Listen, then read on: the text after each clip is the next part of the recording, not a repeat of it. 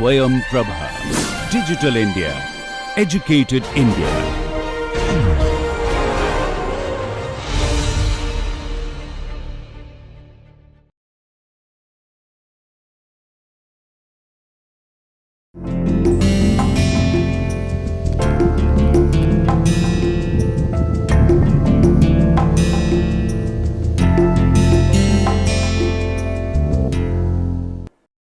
Welcome to Introduction to Composites. Today is the third day of the ongoing week, which is the 9th week of this course. And in the last class, we just started our journey into the area of generalized Hooke's law for anisotropic materials. And what we had done was we had just defined the strain tensor and the stress tensor. Both of these tensors we had shown that they are of second order, and thus they can be represented by 9 elements which can be organized in a 3 by 3 matrix form. So, now what we will do is we will develop relationship for the generalized Hooke's law.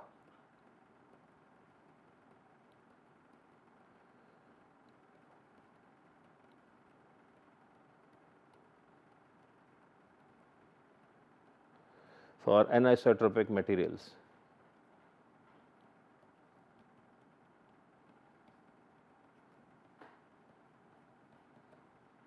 So, that is what we are going to develop, and what we will do is we will first see what kind of stress strain relationships exist for isotropic materials. So, for isotropic materials,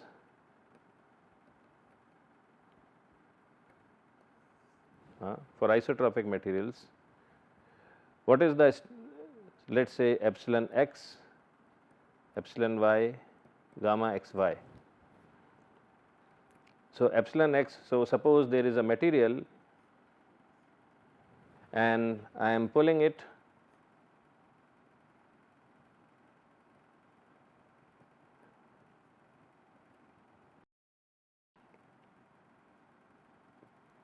and there is also a shear stress.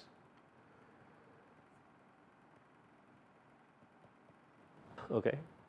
So, what is the relation for the strain in x direction? It is sigma x by E x minus nu sigma y by E y, and there is no dependence on the shear stress for isotropic materials, because extensional stress cause only extensional strains. So, no term for tau x y in this relation. For strain in the y direction, it is minus sigma x by E x times Poisson's ratio plus sigma y by E y, and the shear strain is tau x y by G. And I know I can also, if I want to use engendering strain, then it is gamma x y, but if I want to use tensor strain, then I have to use the symbol epsilon x y, and the tensor strain is half of the shear strain. So, this is 1 over 2. Okay. And when I use tensors, I always have 2 indices. So, then I have to write epsilon x x, epsilon y y. Okay. So, this is for isotropic material for if it is loaded in 2 dimensions. If it is loaded in 3 dimensions, then I add another term here minus nu times sigma z by E y and so on and so forth. Okay. So, that is the thing. So, essentially what I can, so just for this 2 dimensional stress strain state, I can express this in a matrix form epsilon x x, epsilon y y, epsilon x y is equal to 1 over E x minus nu over E y minus nu over E y E x 1 over E y and 1 over G, like this. and we have, and then because I am using tensor notation, so I have to put two indices. So, sigma xx, sigma yy and tau xy. Okay. So, this is a 3 by 3 matrix, because here I am having only two stress, I mean only stresses and strains only in two directions. But essentially let us call this matrix as A, some matrix as A. So, and let us call this strain vector as epsilon, and let us call this stress vector as tau. Then I can rewrite this whole set of equations as sigma equals inverse of A times epsilon. So, this is the strain tensor, this is the stress tensor, this is the strain tensor, and this is a matrix which connects stress and strain tensors. Okay. And let us call this A inverse as B, then this is equal to B times epsilon. Okay. So, in general I can write it as, now x, if x corresponds to the first direction, then sigma 11, sigma 22, sigma 12, right, is equal to this B matrix times epsilon 11, epsilon 22, epsilon 12, and let us number these. So, B we will, so we can calculate all these elements, we can calculate all these elements from this matrix. I can find what is the value of A from this, and if I take its inverse I know what are the values in B matrix. But anyway I will just use general symbols. So, let us say this is B matrix is B11 11, and I will explain this for a moment. So, then it is B11 22 and B11 12, and then here it is B22 11, B22 22, B22 12, and this is B 12 11, B 12 22 and B 12 12. These are the 9 elements of the B matrix, and we know how to calculate these different values using the process above. And let us just understand this, what all these terminologies mean. The first two indices B11 tell us that they are related to the first equation sigma 11. Okay. So, B11, B11 11, B11 22, B11 12, they are being used to compute the value of sigma 11 in terms of epsilon 11. Okay. And the second two indices relate to the indices for these guys, strains. Okay. So, what that means is that B in general, if we call it alpha, beta, gamma, delta, this is in general 4 terms. The first two terms can tell us, connect this B matrix to the stress, and the second two terms indices connect to the strain tensor. And alpha, beta, gamma, delta, for this they can assume two values 1 and 2. So, in that case they have two sets of values, but for a 3 dimensional system, for a 3-dimensional system, if the material is not isotropic, alpha can have 3 values, beta can have 3 values, gamma can have 3 values, and delta can have 3 values, right. So, there will be B, alpha, beta, gamma, delta can have 81 possible values. For what? For a 3-dimensionally fully loaded anisotropic material. For isotropic material, some of those values will be same. For instance, B1111 and B2222, they may be same, they will be same. But for anisotropic, a generally anisotropic material, this B, because it has 4 indices, alpha, beta, gamma, delta, and these indices are related to, each index can assume 3 different values. So, it can have 81 possible different values. That is one thing. The second thing is that B is a 4th order tensor.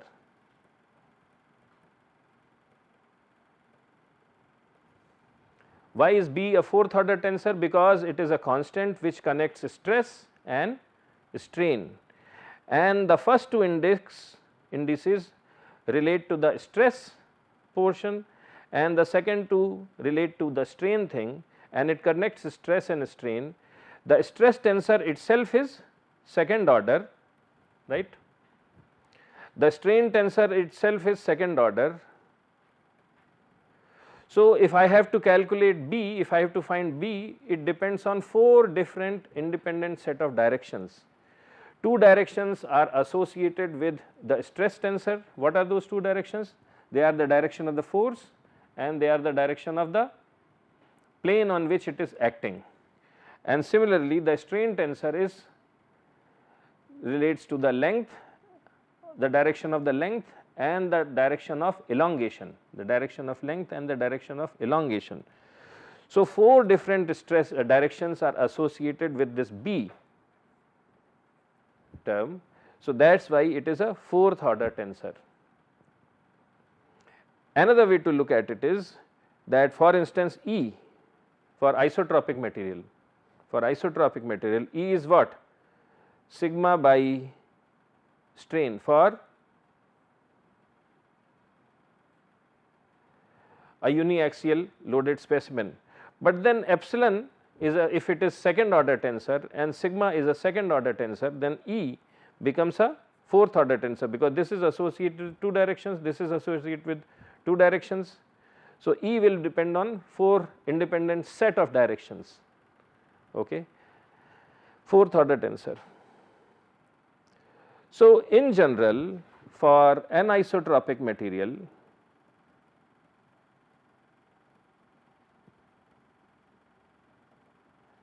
we can say that sigma ij equals E I j k L, E is the 4th order tensor, times epsilon k L, and then I have to add them up. Like here, when I do this matrix operation, what do I do? Sigma 11 equals B1111 times epsilon 11 plus B1122 times epsilon 22 plus B1112 times epsilon 12. So, I am adding on these second 2 indices, right. So, similarly, I will add them on the second 2 indices. So, just to make it clearer,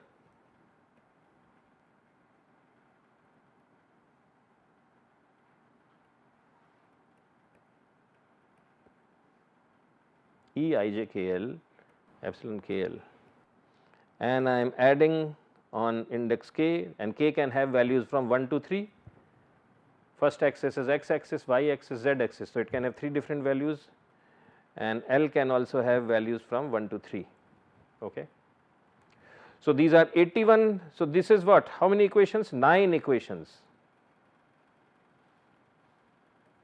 9 equations. Why are there 9 equations? Because I can have 9 different values of sigma, sigma 11, sigma 22, sigma 33, sigma 13, sigma 23, sigma 33, and so on and so forth. So, In other words, I can have 9 different equations, sigma 1 1,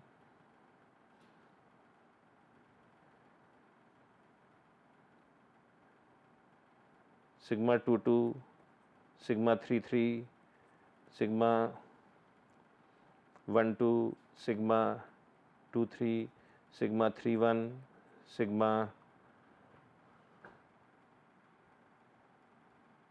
2 1, sigma 3 2, and so on and so forth. So, we will have 9 different equations, and so essentially I will have a matrix for sigma, a vector for sigma, and there will be 9 rows, and this will be the E vector, E matrix will be a 9 by 9 matrix represented by EIJKL, and this will be again the epsilon vector, which is the strain tensor, vector for strain tensor.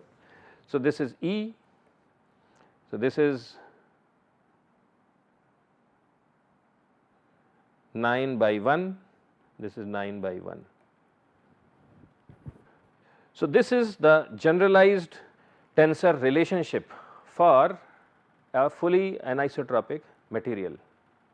Next, we know, so what we do is that we make the writing of this equation a little simpler, and we do that. So, in tensors, in tensor notation,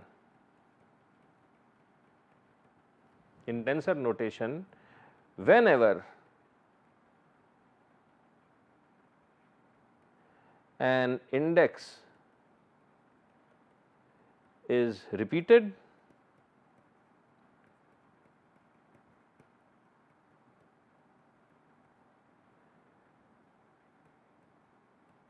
summing is implied.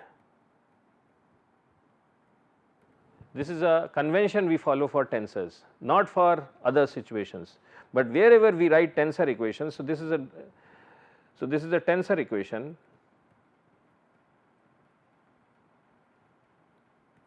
Okay.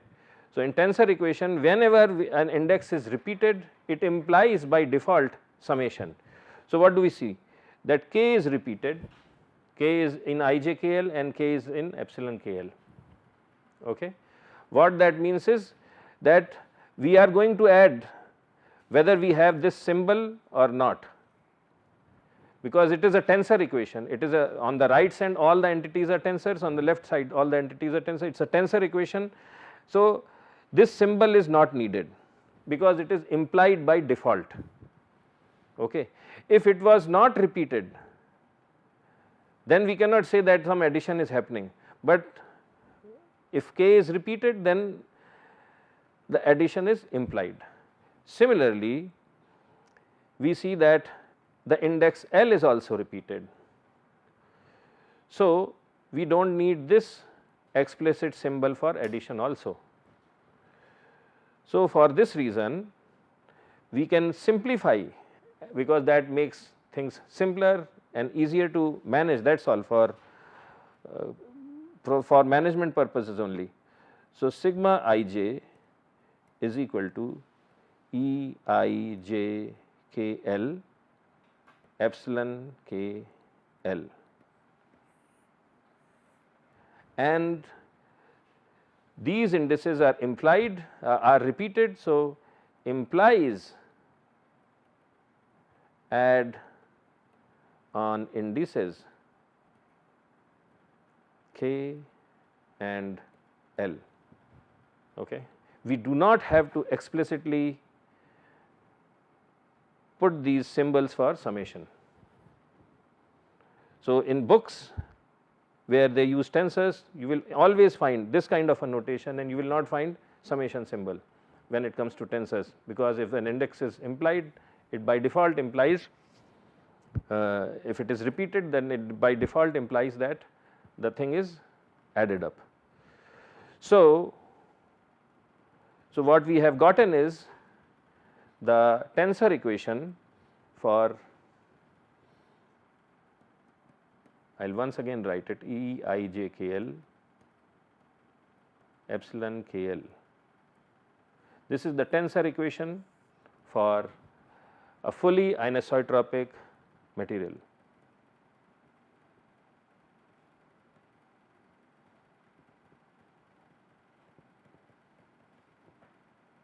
It is the tensor equation for fully anisotropic material, and it involves 81 constants E, I, J, K, L. These constants may be independent or not independent, we will talk about that later, but we are starting with 81 constants. So, what that means is that if we do not know anything else, then if I have to characterize an anisotropic material, I have to find its 81 different elastic constants.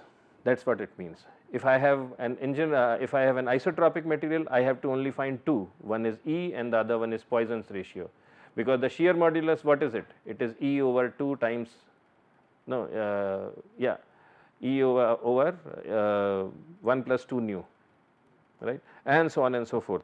So, I can express the shear modulus and the bulk modulus of a solid isotropic material in terms of E and nu. It has only two elastic constants, independent elastic constants.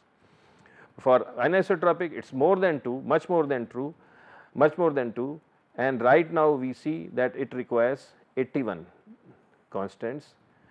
Now, all of these are not independent, but it is certainly more than 2, and we will try to explore how many actually we really need. So, this is there. Next, we know, what do we know? That sigma ij equals sigma ji. Okay. What does that mean? What that means is that if there is a body on which I am applying some shear stress,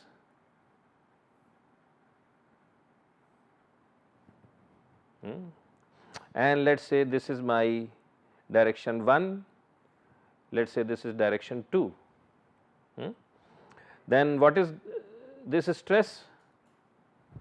This stress is sigma, the first index is the direction of the plane, direction of the plane is 1, second index is direction of the force, force is in 2 direction. So, this is sigma 1 2. Okay.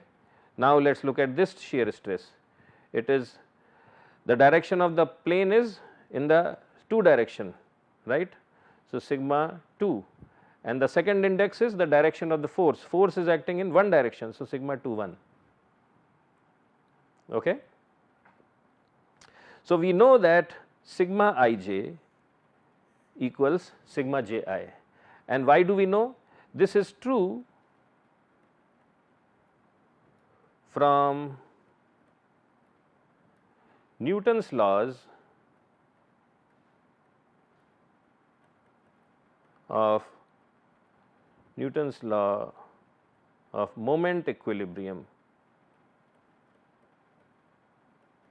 So, if you go back to your solid mechanics books, you will see that there is a proof that if we apply Newton's laws of moment equilibrium on this body, if the body is in equilibrium, then sigma 2 1 and sigma 1 2 they have to be equal to each other, they have to be identically equal as long as no point moments exist in body, no point moments exist in body. And in most of the cases this condition is always true. So, if that is true, then sigma 1 2 is always equal to sigma 2 1. Similarly, sigma 1 3 is always equal to sigma 3 1 and sigma 2 3 is always equal to sigma 3 2. So, what that means is that sigma 1 2 equals sigma 2 1, sigma 2 3 equals sigma 3 2, and sigma 1 3 equals sigma 3 1. Okay. So, with this understanding, let us look at, so what does that mean? Okay, so this is there. So, our original equation is sigma I j equals E I j k L epsilon k L, and we are summing on indices k and L. Okay. Now, if sigma 1 2 equals sigma 2 1, sigma 1 3 equals sigma 2 3, and sigma 3 1 equals sigma 1 3, that is sigma I j is equal to sigma j I when j is not equal to I, when j is not equal to I, because sigma 2 2 3 1 is equal to 1 3, 1 2 is equal to, okay. So, this is sigma 3 2. Okay. So, what that means is that if these things are true,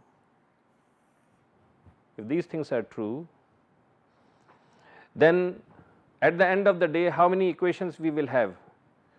This will be 6 parameters only, because now we have only 6 different stresses, sigma 1 1, sigma 2 2, sigma 3 3, sigma 1 2, sigma 2 3, sigma 3 1. All the other stresses are just repeated, right. If we calculate sigma 1 2, we have already calculated sigma 2 1, and so on and so forth. So, in this term E I j k L, the total number of independent combinations for, so what that means is E I j k L, now that will be true only if E I j k L is equal to, otherwise E j I k L, right. So, if this is the case, then E I j k L is equal to E j I k L, otherwise these equivalences will not exist, but they have to exist because of Newton's law. So, if they are true because of Newton's law, then this has to be true, because this cannot violate the Newton's law. So, and that if that is the case, then what that means is, so initially indices I and j were collectively responsible for 9 different combinations, right. I was responsible for 3 combinations, j was for 3, so 3 times 3 is 9. Now, these things become 6, right, and this is still 9. So, because of stress symmetry, so the total number of, so because E I j k L is equal to E j I k L, number of constants, it goes down to 54, it goes down to 54, and this is because of stress symmetry, that is sigma I j is equal to sigma j I.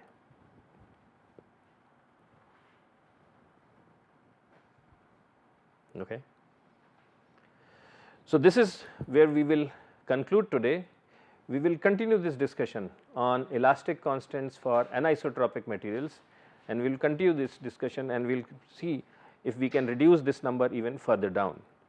So, that is all for today, and we will meet once again tomorrow. Thank you.